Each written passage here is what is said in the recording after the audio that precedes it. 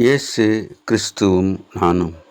இன்றைய வேத வசனம் ஏசாயா 60:11. உன் வாசல்கள் இரவும் பகலும் பூட்டப்படாமல் எப்போதும் திறந்திருக்கும். அன்பான சகோதர சகோதரிகளே, ஆண்டவர்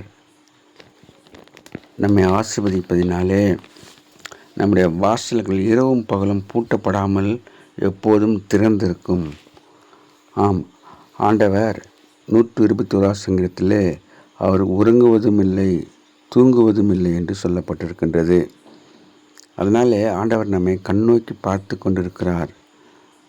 அதனாலே ஒருவரும் பூட்டக்கூடாத படிக்கு திறக்கிறவரும் ஒருவரும் திறக்கக்கூடாத படிக்கு பூட்டுகிறவருமான தேவன் நம்முடைய வாசல்களை திறந்து வைக்கிறவராக இருக்கிறார்.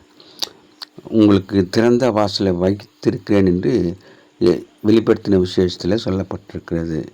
அதனாலே நாம் ஆண்டவரை நேசித்து ஆண்டவருடைய வசனத்தை தியானித்து அவருக்கு செவி கொடுத்து அவருக்கு கீழ்ப்படிந்து நடக்கும்போது ஆண்டவர் திறந்த வாசலை வைப்பார். A blessed day. God bless you.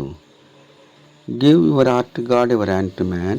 Live in God's word, live on our knees. Thanks for watching. Like, share, subscribe.